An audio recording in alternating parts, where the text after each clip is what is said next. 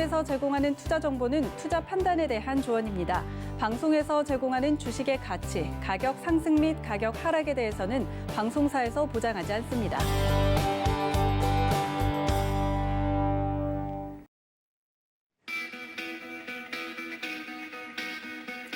네, 안녕하세요. 구수익 작전 타임 김선희입니다. 자, 어제 등락을 거듭하다가 약보합으로 마감한 어제 시장, 기관의 매도가 거셌습니다. 외국인이 장중에 매도를 하다가 그래도 소폭이나마 매수로 전환을 해주면서 개인과 함께 시장의 하방을 받쳐주는 모습이었는데요. 지금 신장위구르 인권 문제를 둘러싼 중국과 서방 국가들의 갈등이 지속되면서 글로벌 시장에 악재로 작용하고 있는 상황에서 또 코로나19 확산과 이번 주의 주요 지표들을 주시하면서 시장의 경계심이 짙게 나타나고 있습니다. 뉴욕 증시는 대규모 마진콜과 블록딜 여파의 약세를 보이다가 다우지수가 상승 전환에 성공하면서 사상 최고치 기록했는데요. 오늘 우리 시장은 어떤 작전으로 대응해 볼 수 있을지 오늘의 투자 작전 화면으로 함께 만나보시죠. 네, 오늘의 투자 작전입니다. 먼저 김민수의 작전 키워드 뱃고동 울리는 조선주입니다. 조선주 관련한 작전 함께 세워봅니다. 이어서 허반석의 작전 리포트 시간에는요. 민간 주택 공급 확대 가능성이라는 제목의 DLENC 종목 리포트 함께 분석해봅니다. 네, 마지막으로 하치익의 구수익 낚아채기 시간 반도체 부품 및 LED 제조업체 이 종목 오늘 낚아채봅니다.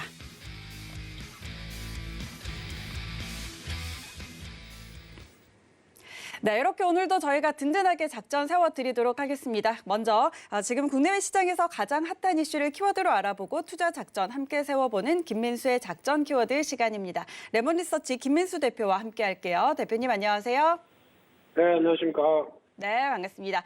자, 오늘도 함께 든든하게 작전 세워볼 텐데요. 오늘 준비해 주신 키워드부터 함께 확인하시죠. 네, 오늘의 키워드입니다. 이번 주 경제지표 체크라고 첫 번째 키워드 꼽아 오셨습니다. 이번 주에 굵직한 경제지표들 발표가 좀 예정이 되어 있습니다. 먼저 지표는 아니지만 내일은 바이든 대통령의 인프라 투자 세부 계획 발표가 있고 또 우리나라의 수출 지표, 미국의 고용 지표 등 여러 가지 굵직한 발표들을 앞두고 있는데 자, 이와 관련해서 저희가 어떻게 작전 세워볼 수 있을까요? 앵커님이 다 얘기하셨네요. 네. 더 자세하게 부탁드릴게요. 네. 예, 조금 더 자세하게요. 네. 네, 알겠습니다. 시키는 대로 하겠습니다.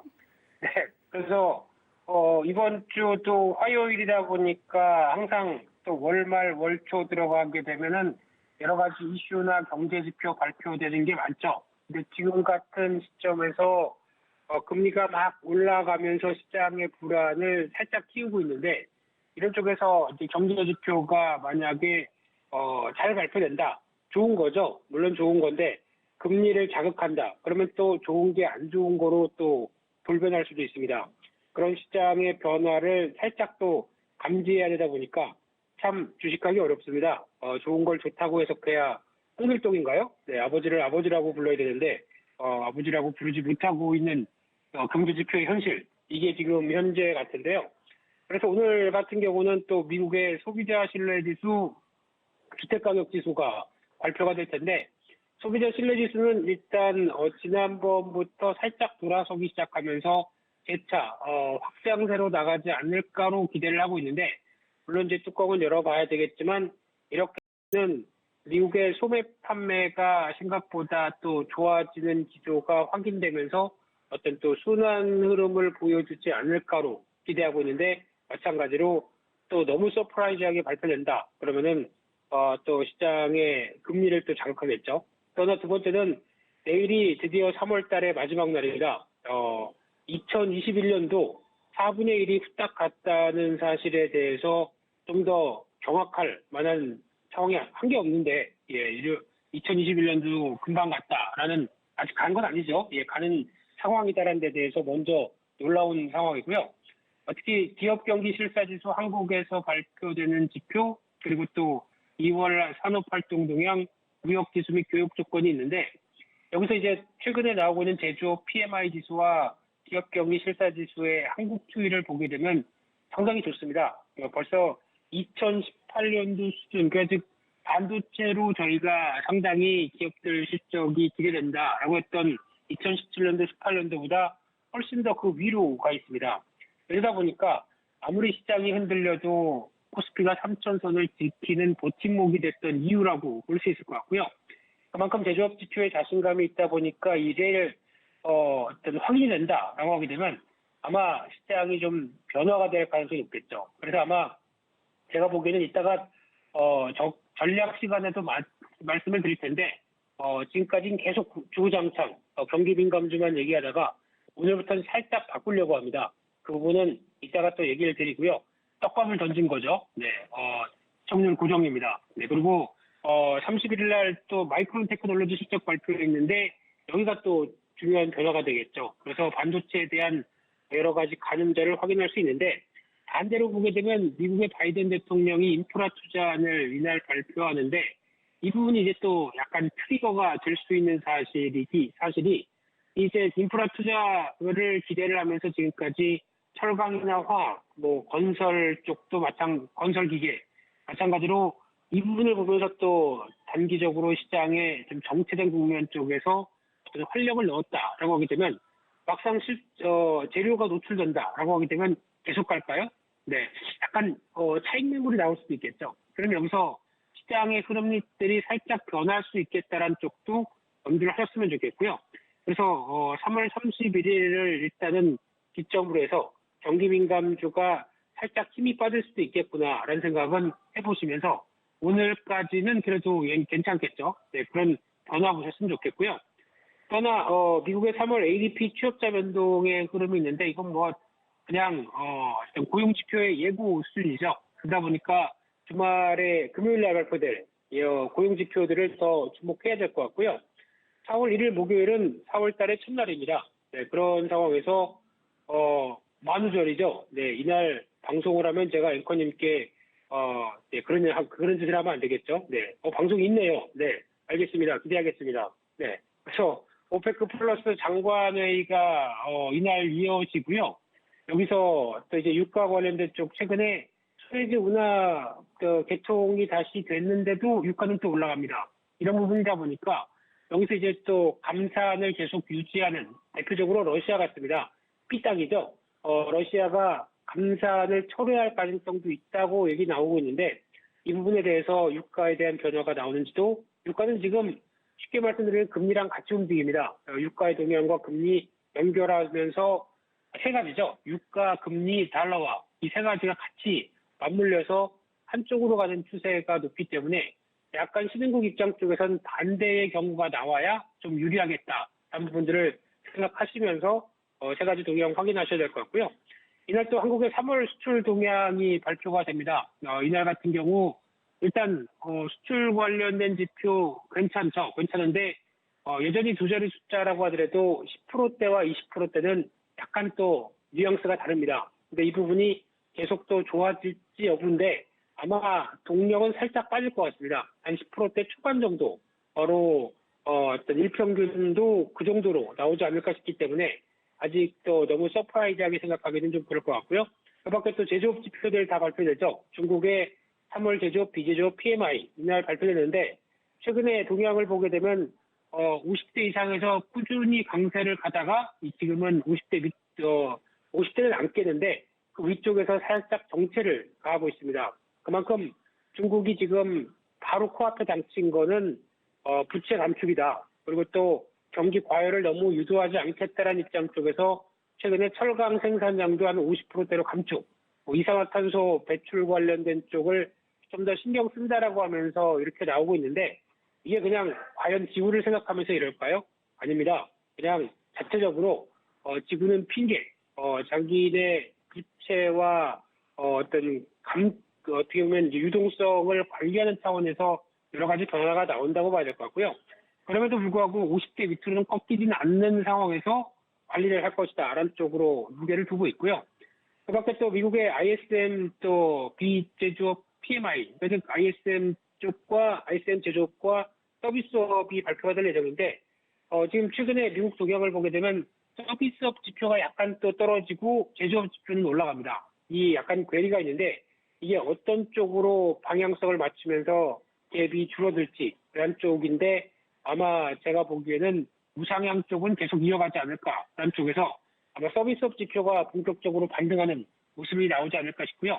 여기서 중요한 부분들이 서비스업 지표가 잘 나온다라고 하게 되면 물가를 끌어올리는 요인입니다. 지금까지 최근에 여러 가지 동향을 본다고 하더라도 제조업 지표보다 서비스업 지표가 좋아졌을 때 물가가 올라가고 그러면 금리가 상승하는 경향이 상당히 컸습니다. 그래서 이번에 서비스업 지표가 반등하는 것은 썩 그렇게 달갑지 않다라는 쪽도 염두하시면서 보셨으면 좋겠고요.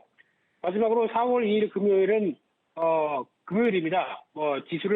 지표나 이런 거 잊어야죠. 놀러 가야죠. 근데 중요한 건 확인할 건 확인하고 놀러 가자는 분위기인데 놀러 가는 쪽은 미국입니다. 미국이 부활절이죠. 그래서 목요일 날 반장, 금요일 날 휴장 이렇게 되어 있습니다. 그래서 미국발 모멘텀은 주말 정도쯤에는 좀 약간 꺾인다, 소강 상태로 들어간다라고 봐야 될 것 같고요. 그 이면에 국내 증시가 어떤 변화를 가져갈 것인가 이게 또 체크 포인트인데 아마 미국장 안 열리면 재미가 없겠죠 일단. 네, 그래서 그런 변화 쪽이지만 그냥 시장보다 종목 쪽으로 움직이는 변화 그리고 또 삼성전자 실적을 기다리는 변화 이런 쪽에 포인트를 맞추고 있고요.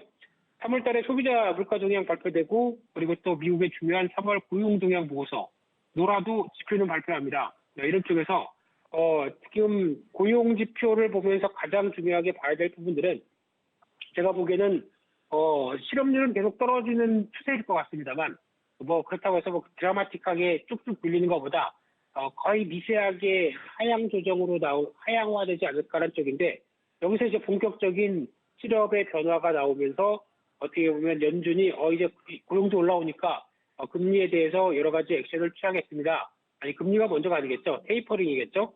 이런 얘기가 나오기 전까지는 일단 고용 동향 보고서에 나오는 죄송합니다. 세부 지표죠. 이 풀타임 고용 지수가 중요하다고 보여집니다. 그만큼 과거에 보여줬던 풀타임 고용 지수가 변화가 나오기 시작해야 꾸준히 늘어나기 시작해야 의미 있는 질적으로 좋은 실업률 개선이 나오겠죠. 이 부분이 먼저 확인이 돼야 되지 않을까라는 관점 쪽에서 그러면 경기가 정상화되면서 이제 기업들이 고용을 늘린다는 회복 시도가 나오겠죠. 이게 의미가 있지 않고서는 고용이 개선됐다라고 보기 힘들 것 같습니다. 이 부분을 확인하는 것도 중요한 변화겠다. 이렇게 말씀드리겠습니다.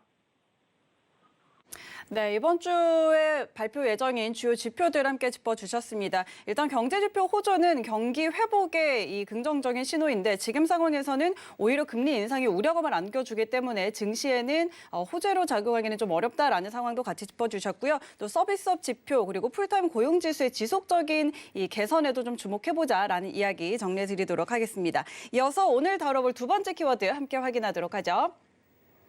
네, 오늘의 두 번째 키워드입니다. 뱃고동 울리는 조선주라고 꼽아주셨네요.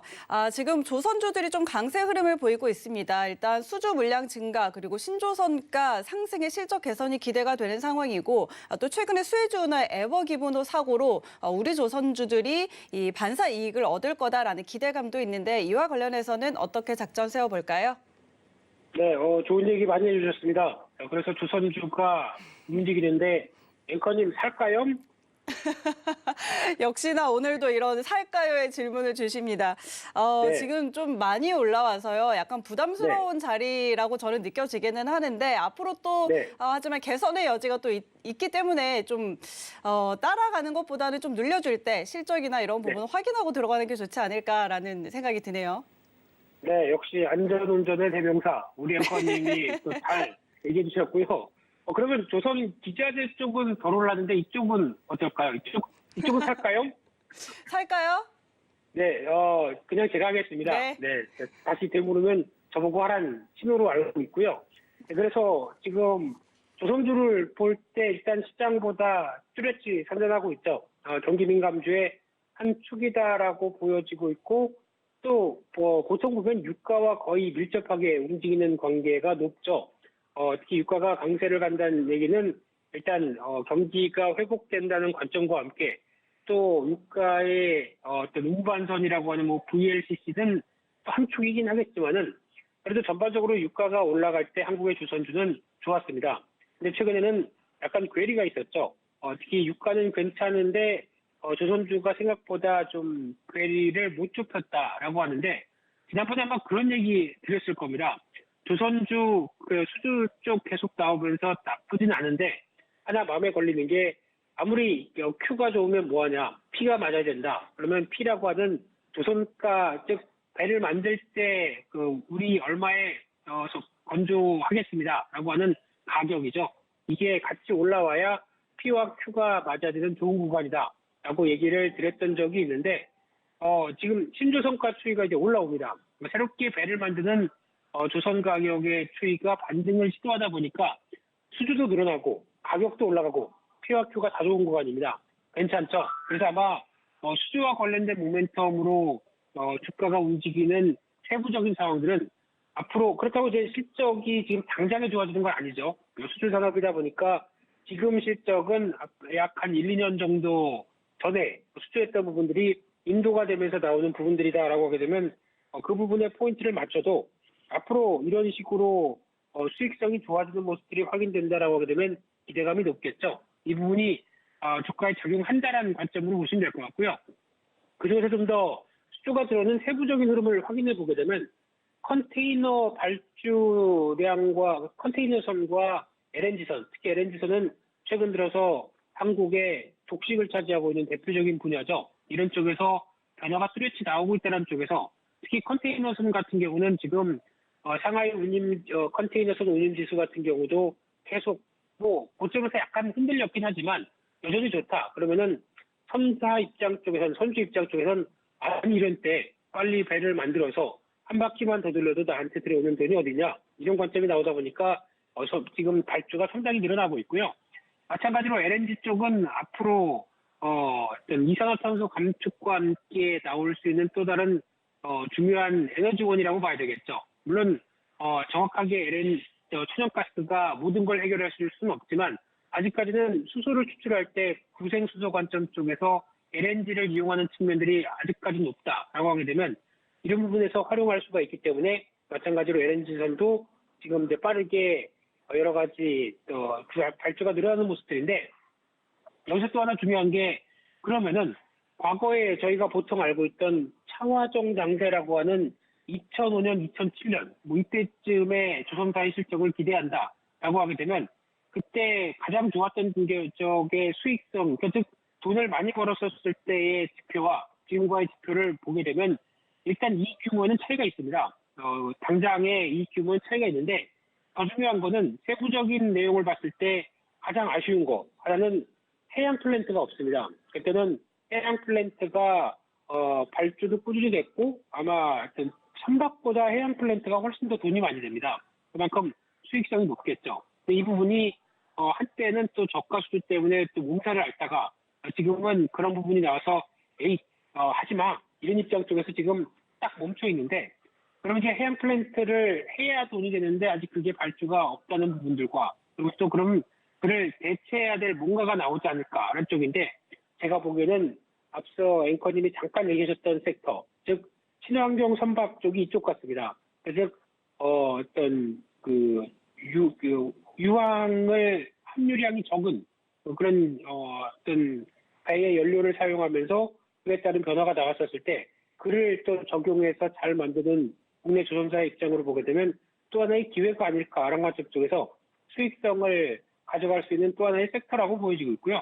그런 부분에서 앞으로의 변화 좀 더 체크를 해야 될 것 같은데 그런 차원에서 지금 최근에 조선주의 동향을 보게 되면 일단 주가는 많이 오른 것 같은데 의외로 대우조선이나 삼성중공 같은 경우는 이제 올해 어떤 하락했던 부분들을 메꾸는 정도입니다. 그런 상황이기 때문에 실적을 보게 되면 일단 올해도 다 좋을 것 같긴 한데 비싸죠. 약간 작년의 충격 그리고 또 올해 주가 수준을 보게 되면 그렇게 싸다고 볼 수 없는 상황이기 때문에 아마 서서히 회복돼서 앞으로 한 2년 뒤, 1년 뒤까지의 실적 변화까지 감안한 주가다라고 하게 되면 솔직히 완전히 싸다고 보기 힘든데 그럼에도 불구하고 상대적으로 조선 기자재는 실적 변화 기대가 됨에도 불구하고 덜 올랐죠. 그리고 아직 그렇게 크게 비싸지 않다라고 하게 되면 약간 포인트는 이쪽으로 맞춰지면서 움직일 수도 있겠다라는 쪽도 눈여겨보셨으면 좋겠고요.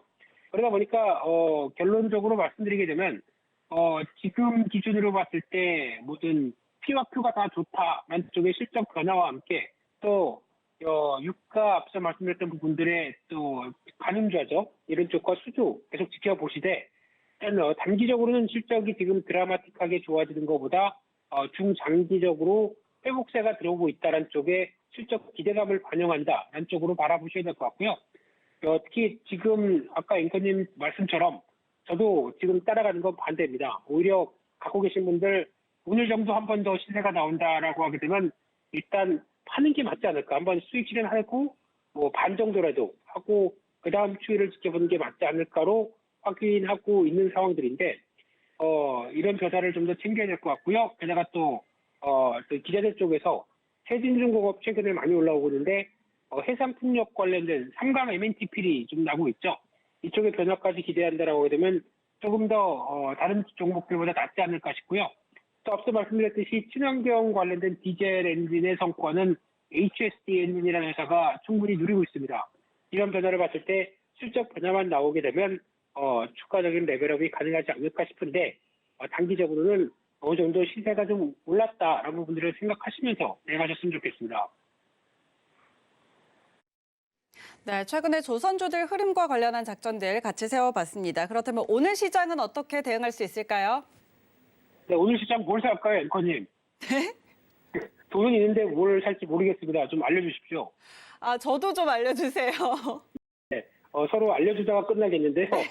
네, 근데 지금 오늘 장은 뭐 모르겠습니다. 그냥 또 지수 정체 눈치 보기 그런 상황에서 종목들 움직이는 정도. 생각나는 거 있습니다. 정치 테마주 하시죠? 뭐 그냥 뭐 아니면 도 이런 식으로 정치 테마주 하시는 거에 대해서 말려야 되는데 워낙 잘 가니까 또 말릴 수도 없고 뭐 그냥 그런 상황들인데요. 그냥 안 하시는 게 좋겠죠. 네, 그런 상황에서 앞서 잠깐 말씀드린 것처럼 경기 민감주가 지금 대세로 움직이는데 한 내일 정도 미국의 인프라 투자안 발표되면은 살짝 힘이 빠질 것이다 라는 쪽으로 보게 되면 일단 수익 많이 난 거 챙기자라는 관점으로 말씀드리고 싶고요.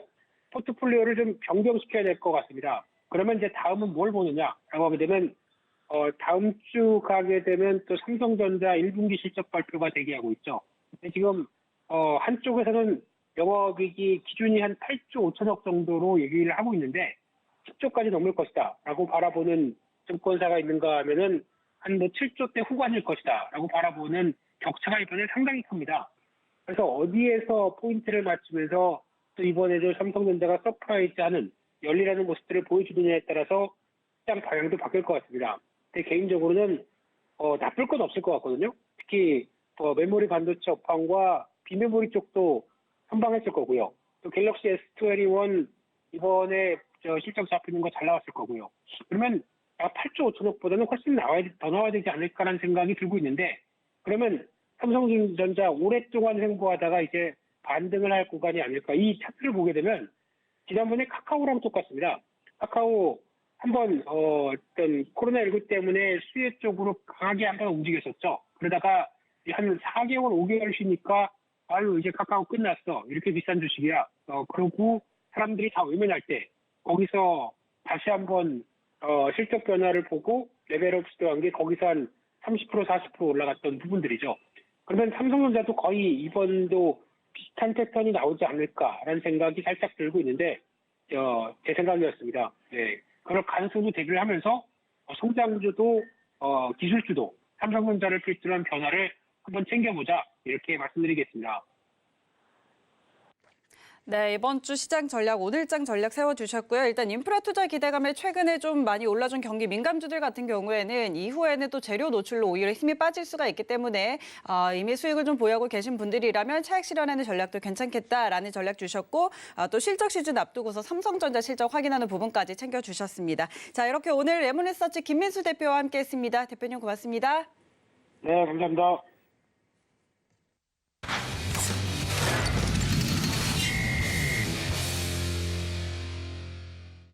네, 이어서 허반석의 작전 리포트 시간으로 이어가 보도록 하겠습니다. 이 시각 허반석 전문위원이 여러분의 투자에 도움이 될 수 있도록 증권가 리포트들 하나씩 분석해 드리고 있는데요. 자, 오늘은 또 어떤 리포트 준비해 주셨을지 기대해 보면서 만나보도록 하겠습니다. 위원님 안녕하세요.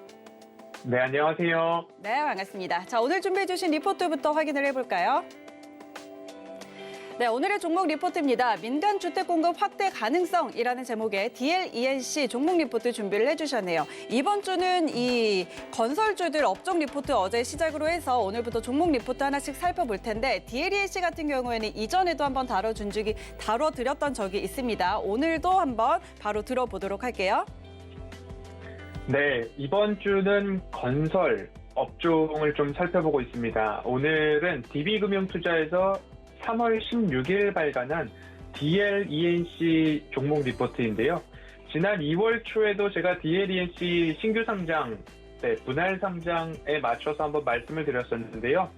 월요일 주택 공급 활성화 대책에 따른 정책 수혜와 함께 건설주들의 동력은 주택 공급이다라는 말씀을 드렸습니다.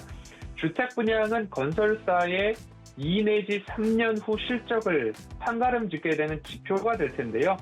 올해 연간 분양 계획이 약 16만 가구 된다고 합니다. 전년 대비 약 29% 늘어난 규모인데요. 지난해 분양 물량이 많았던 대우건설, GS건설 증가분은 약 1,000에서 2,000 가구 정도 된다 하고요. 반면 현대건설과 DLENC 같은 경우에는 12,000가구, 4,000가구씩 분양 물량이 증가된다라고 합니다. 추가적으로 대림건설의 공급 물량도 전년 대비 50%가량 증가될 전망이라고 하는데요. 오늘 DLENC의 리포트 제목 자체가 민간 주택 공급 확대 가능성이라고 뽑고 있습니다. 그래서 이 부분에 대해서도 함께 살펴보면서 장기적으로는 어떨까에 대한 부분도 함께 살펴보도록 하겠습니다. DLENC 탐방노트의 한 꼭지입니다. 건설업종 내에서 기회를 발굴하는 것을 목표로 하고 있다라고 이야기를 하고 있고요. DLENC 같은 경우는 이제 분할 상장됨으로 인해서 부채 비율이 가장 낮고 유동성도 풍부한 상황입니다. 그래서 DLENC 중기 전략 및 주주 환원 정책을 발표했는데 그 주된 내용 중에 하나가 업종 내에서 새로운 기회를 찾겠다라면서 주택 비즈니스 이야기를 하고 있습니다. 주택 비즈니스를 핵심 먹거리로 잡고 디벨로퍼와 정비 사업 비중을 높이겠다라는 이야기, 그리고 프롭테크를 기반으로 한 자동 설계 기술을 구축하겠다, ESG를 강화하고 수소 기반, CCS라고 하면 이산화탄소 포집 저장 능력을 말하는데요. 이러한 부분에 있어서 사업을 추진하겠다라는 이야기 있습니다. 그 중에서 눈에 띄는 부분이 하나죠. 주택 비즈니스와 디벨로퍼 정비 사업 비중이라는 단어에 한번 방점을 찍어보도록 하겠습니다. 제가 어제 건설업종 말씀을 드리면서도 공공 중심의 주택 공급에서 민간 중심으로의 일정 부분의 비중 확대가 일어날 수 있는 이슈가 국내에 있었다라면서 LH를 말씀을 드렸고요. 그 중에서도 정비사업, 재개발, 재건축이 서울 그리고 수도권 중심에서 5대 광역시로까지의 확대, 그래서 전국적으로 재개발, 재건축, 즉 정비사업의 확대가 일어날 것이다 라는 업종 리포트를 말씀을 드렸는데, 그 가운데에서 DLENC가 핵심 먹거리로 꼽고 있는 주택 비즈니스, 그리고 디벨로퍼, 정비사업, 이러한 쪽으로도 핵심적인 포인트를 찍고 있다고 하니까 일정 부분 건설 업종에서 DLENC도 볼만하다라는 의미가 함께 연결되는 부분으로 좀 보실 수 있을 것 같습니다. 대형 건설사의 투심의 긍정적인 요인으로도 제가 말씀을 드렸죠. 서울 수도권 정비사업, 그리고 전국적으로 양호한 분양 업황, 그리고 정부 정책이 규제해서 이제는 공급으로 선회했다.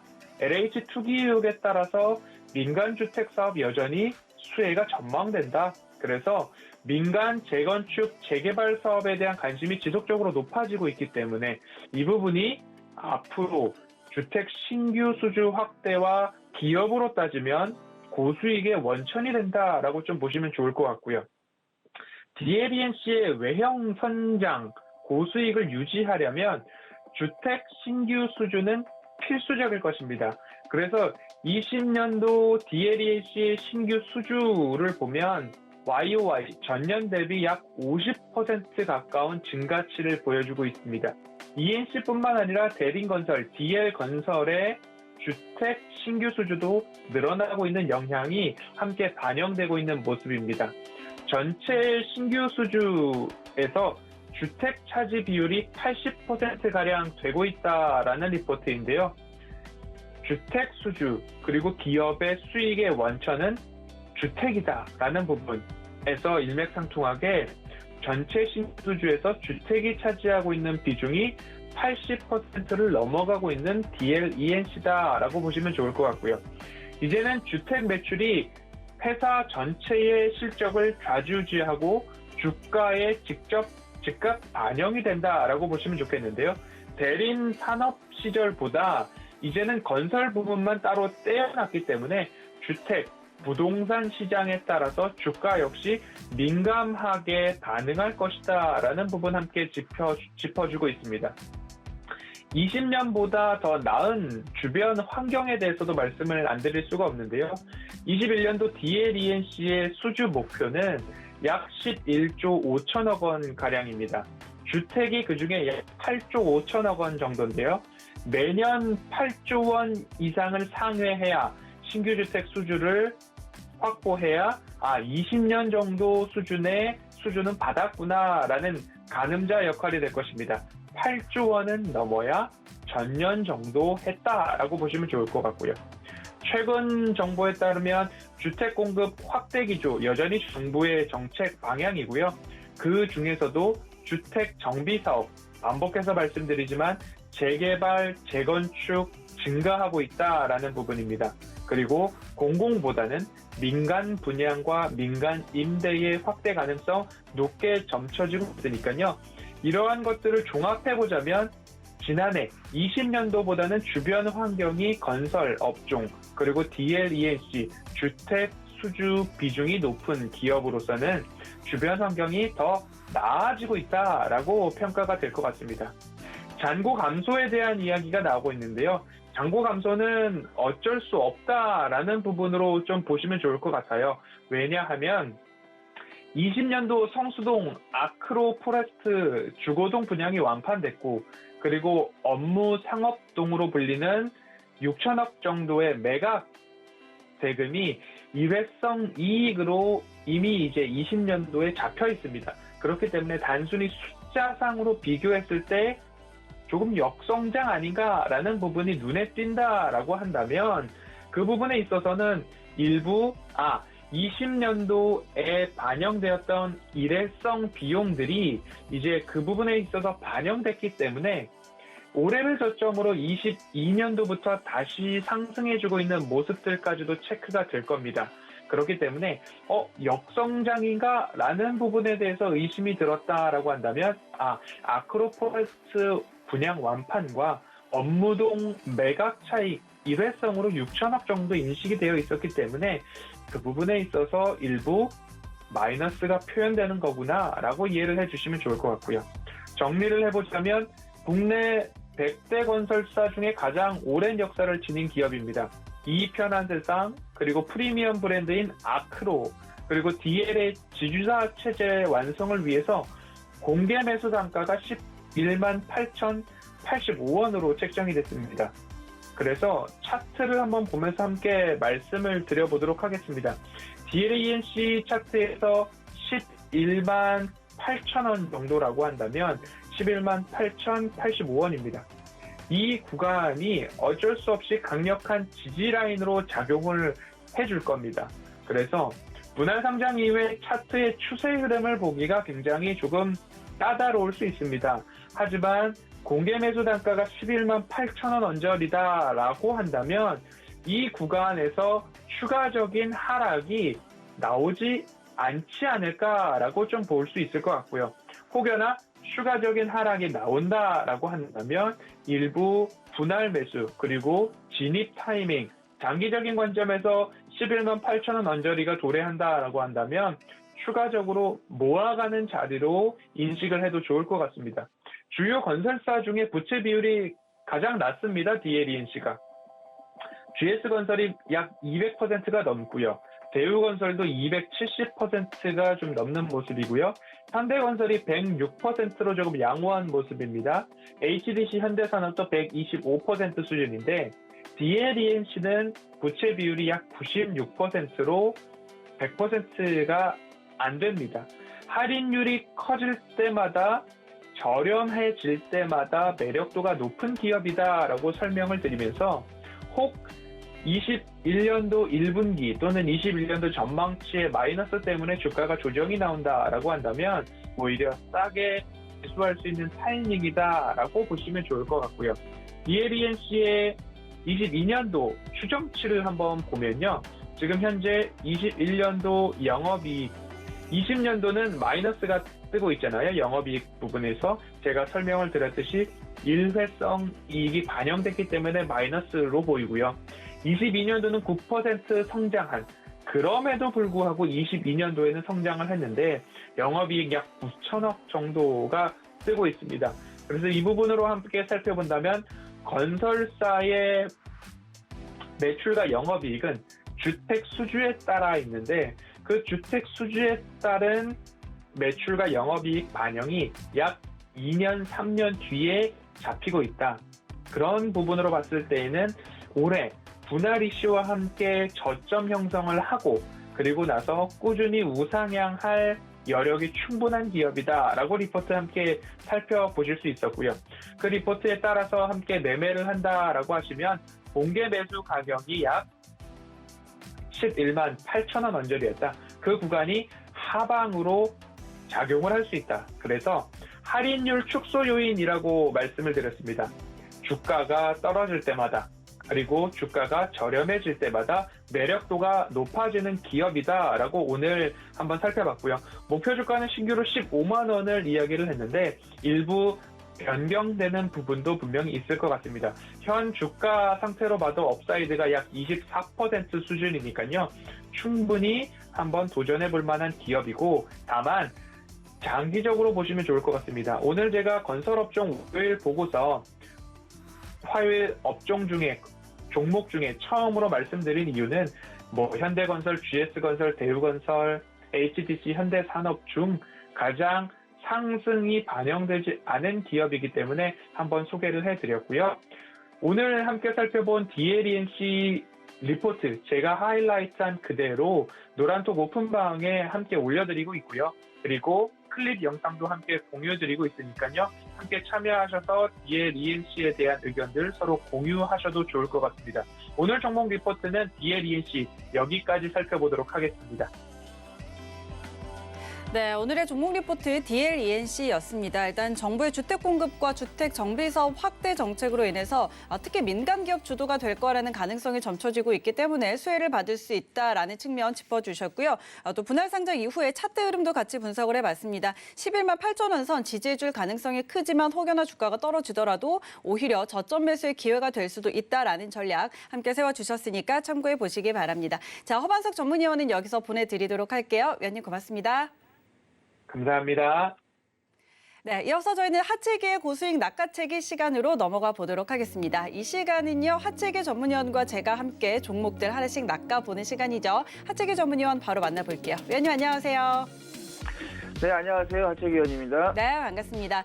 자, 이 시간 통해서 매일 지금 좀 바닥에 있는 종목들, 저점을 매수할 수 있는 종목들 소개해주고 계시는데 오늘은 어떤 종목들 준비해 주셨을까요?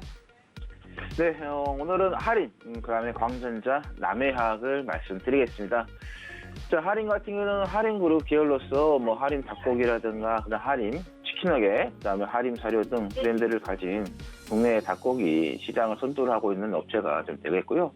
그다음에 종란에서 종란 생산에서도 그다음에 부화시키고 그다음에 사료 생산, 사육, 가공 그리고 유통 판매 1위까지 각 단계를 수직 통합하여 운영하고 있는 또 6개 계열화 업체가 되겠다라는 말씀 드리겠고, 그다음에 지난해였죠. 3월에 농축산물 가공 판매이고 그다음에 사료를 제조하는 업체이죠. 그린바이텍을 이제 흡수 합병해가지고 또 사료를 직접 좀 제조하는 회사도 좀 보유를 좀 하고 있다.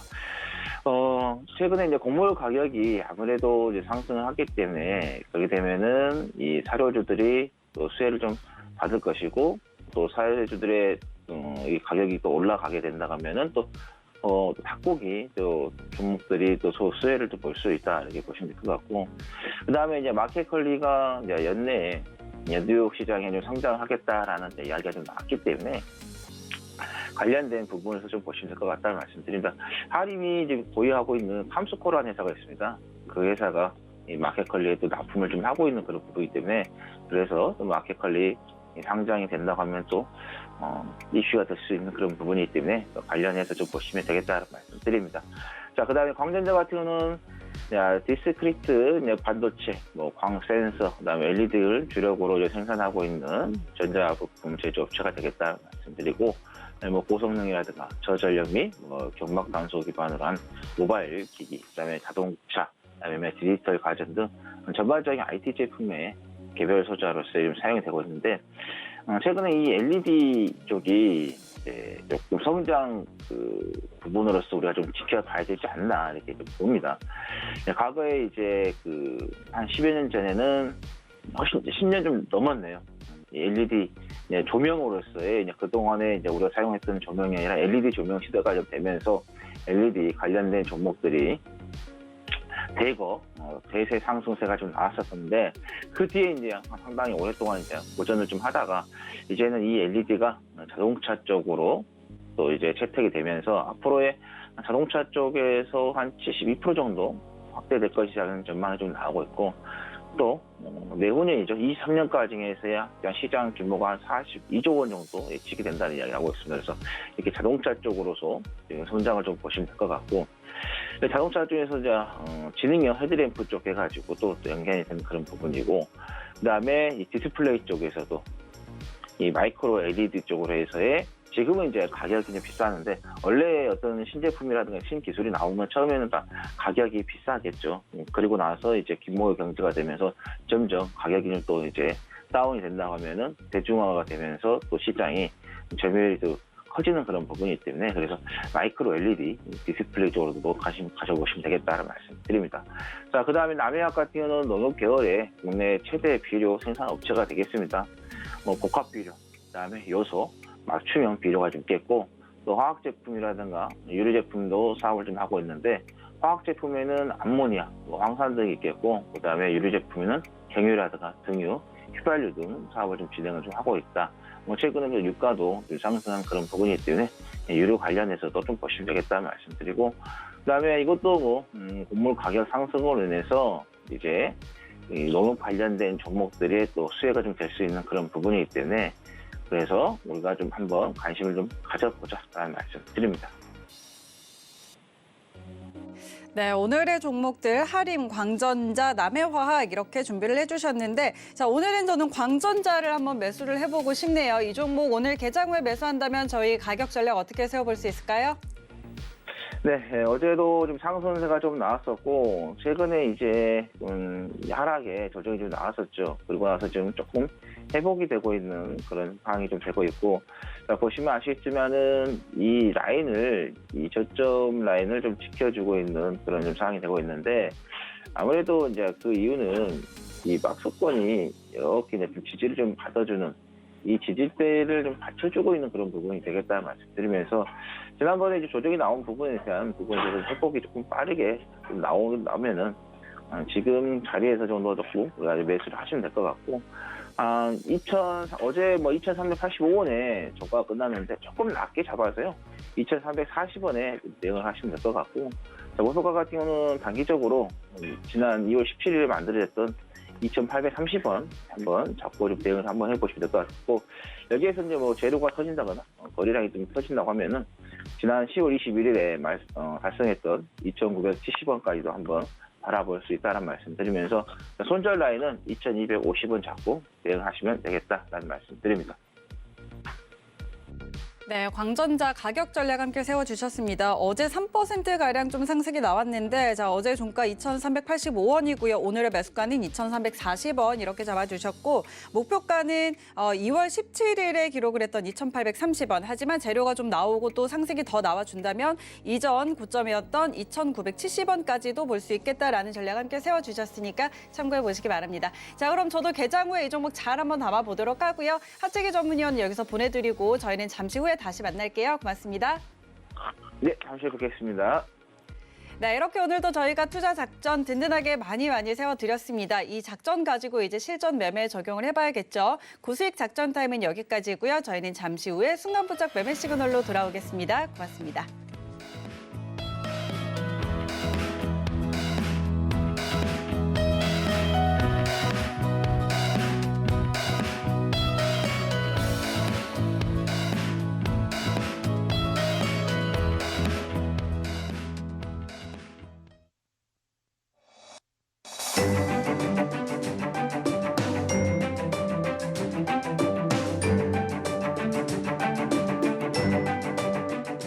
안녕하세요. K웨더 라이프스타일 예보 이호철입니다. 어제 서울이 6년 만에 최악의 황사를 기록했는데요. 오늘도 전국 대부분 지역의 황사 경보는 계속되겠습니다. 황사의 영향으로 오늘 미세먼지 농도 역시 매우 나쁨 수준을 보이고 있습니다. 호흡기 건강관리에도 각별히 신경 써주셔야겠습니다. 한편 오늘 낮과 밤의 기온차가 크겠습니다. 아침 기온 서울 4도, 광주 8도 보이고 있고요. 한낮에는 서울 18도, 광주 22도까지 올라 포근하겠습니다. 일교차가 크게 벌어지는 만큼 체온 관리도 잘 해주셔야겠습니다. 오늘은 서해상에 위치한 고기압의 영향을 받겠습니다.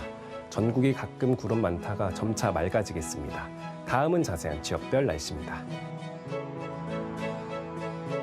중부지방 아침 기온 서울 4도, 대전 7도 보이겠습니다. 한낮에는 서울 18도, 대전 20도까지 올라 따스하겠습니다. 동해안 강원 산지와 해안은 대기가 건조해 화재 조심하셔야겠습니다. 한낮 기온 속초, 강릉 19도 예상됩니다. 남부지방 아침 기온 전주 7도, 부산 11도에서 출발해 한낮에는 전주 19도, 부산 20도까지 올라 일교차가 크겠습니다.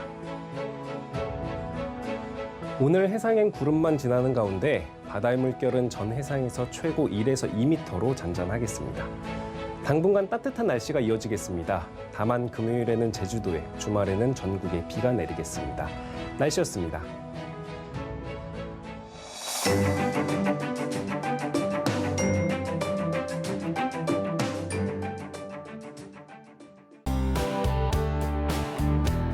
본 방송에서 제공하는 투자 정보는 투자 판단에 대한 조언입니다. 방송에서 제공하는 주식의 가치, 가격 상승 및 가격 하락에 대해서는 방송사에서 보장하지 않습니다.